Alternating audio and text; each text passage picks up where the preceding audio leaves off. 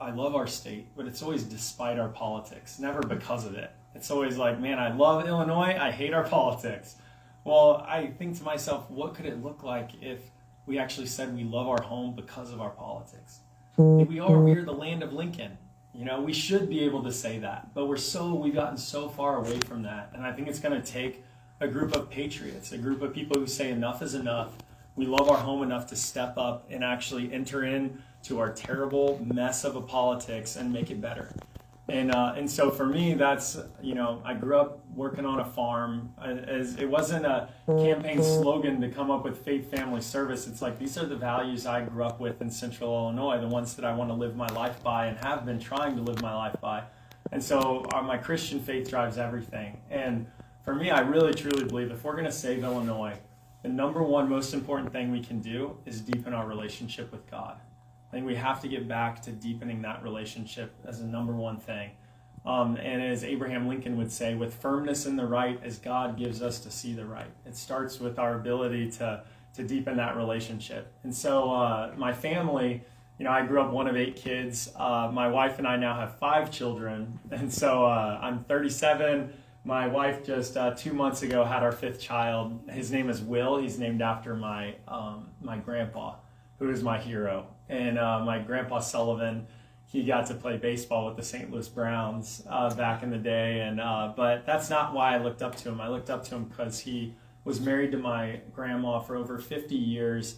They raised their kids all nearby him with a set of faith values. And when he passed away, I was in the hospital room with him, with all of my cousins, saying prayers. And I thought, this is an example of a well-lived life. And it's what I love about Central Illinois. It's why I wanted to raise my own kids here. As we say, they're like free-range little chickens running around in the yard with all of their cousins a couple miles from where I was born and raised. And so, for me, the faith side always says, okay, in what way should you serve? And so God kind of sent me around the world to do work on counterinsurgency in Afghanistan. So I was over there as a civilian intelligence analyst. So I swore into the Department of the Army. And my job over there was helping set up these local police forces. All the Afghan militias that we had disbanded, we were trying to reset up, but the guys we were doing this with kept turning their weapons back on our guys. And so my job was get to know the motivations of these militia commanders and then advise the brigadier general on how we should proceed. And what it did was it gave me a great amount of respect, like for protect and serve. And, we had 34 guys who lost their lives in this small district I was in Helmand while I was there. And we'd keep putting their pictures up in this church tent. And each one we'd read from the Bible, like, there's no greater love than this, to lay down one's life for a friend. And that ethic, that culture, those values are inserted into the core of who I am as an individual. And now you look back home, we have these corrupt war zones back here at home, because we've failed to support our police. And we've got this whole demeaning and devaluing of the most important institution of our society, one of the most, because obviously our faith and that is so important too, but protect and serve, keep everyone safe, that's got to be back front and center. And so for me, we've gotten, I don't know if you guys have seen the commercial out there, but we put one out and it's like, any day you can be supporting the police is a good day, but it's defending our police, taking the handcuffs off cops and putting them back on criminals again. And we actually have the good fortune, we've set up a Safe Streets Task Force. We have the largest coalition of active sheriffs in the state supporting our campaign, including John Sandage, the sheriff here in McLean County. So, hey, speaking of which, hey, no way, that's awesome. Speak of the devil. How's that for timing? Hey, look at that. We didn't even plan it that way. Hey, but I was just talking about just the joy of getting to support police and actually say, like, man, how do we get back to making sure we get safe streets again? And that's the dividers among us want to say, oh, well, it's either blue lives or black lives, and if you're somehow racist or if you're supporting the police, it's like, that is the most absurd thing I've ever heard. 95% of the deaths, the victims of violent crime, are minorities. So if you care about our brothers and sisters, like black, brown, whatever color, like, then you're going to say we need to be supporting our police and making sure they can do their jobs.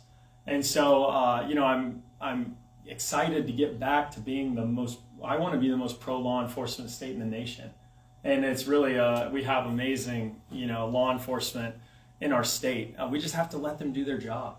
and we're going to repeal this anti-police bill that's been passed through, and we're going to make sure they get compensated for the work they do. I'm a sports guy, so I grew up a part of a sports family where, I used to say the worst job in the world would have to be a referee. Like, who wants to be a referee? You get yelled at all day long, get paid nothing. Well, I think being a law enforcement officer today, it's who wants to be a law enforcement officer when you're going to have to face the possibility of being made a political example of. You're getting paid so little, and they need to be respected, not only with our words, with our gratitude, but with our laws and our policies. And that's the way we're going to be when we win this race. So I'm a conservative. I'm a fiscal, social, constitutional conservative. To me, that means all of our rights, they flow from God, not from man.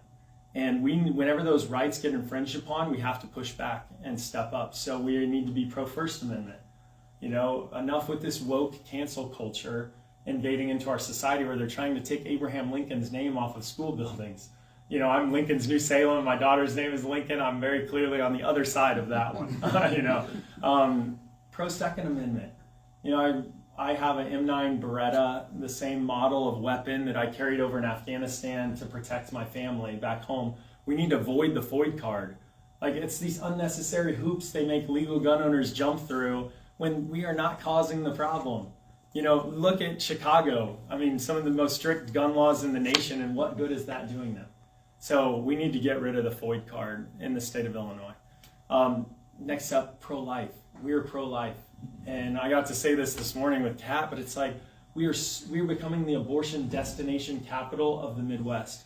That does not fit our values. Late-term partial birth abortions, taxpayer-funded, no parental notification for minors. It is so far extreme and to the left.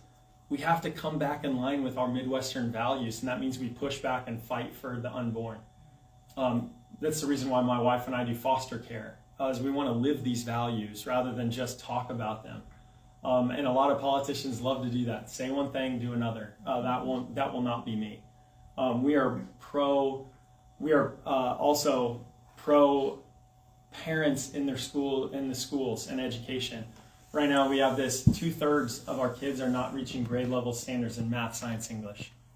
We need excellence in our education, but what are we getting? We're getting indoctrination. In second grade, I looked through all these learning standards of this sex ed bill. Second grade, teaching gender identity, like pronouns in the second grade. My little daughter, that's her age. She should not be learning that in a government default run school. That should not be the case. And so we need to get the politics, just like in policing. They've encroached their way into our lives in every area. These politicians, we need to get them back out of our education system. And as governor, you can say, hey, Illinois State Board of Education, we are going to do major overhaul there. And you can do that as the governor, and we will. In policing, get the politicians out of there and let the people who know what they're doing do their job in excellence and professionalism. For me, the last one I just want to talk about is corruption, because we have this system in Illinois now. It's designed into our system, this corruption. And 4 out of the last 11 governors have gone to prison. And my friend was saying, when I said, hey, I'm going to run for governor, I said, well, certainly you can think of an easier way to go to prison than that. And I was like, I'm not going to prison. I'm stepping into this as a form of short-term, temporary public service. That's what it should be. George Washington went back to the farm.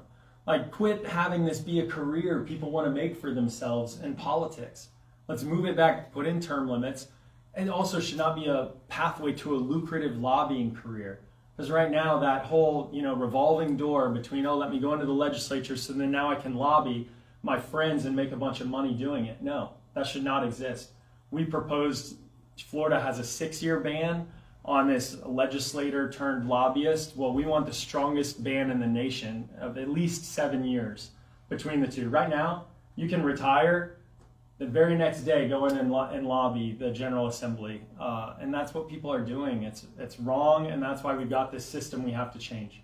Say, if you are a corrupt legislator, lobbyist, or special interest, your days are numbered.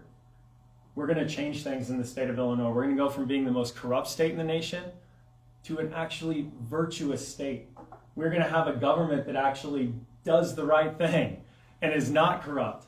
And a lot of people say, oh, well, you're naive, to think that can be the case.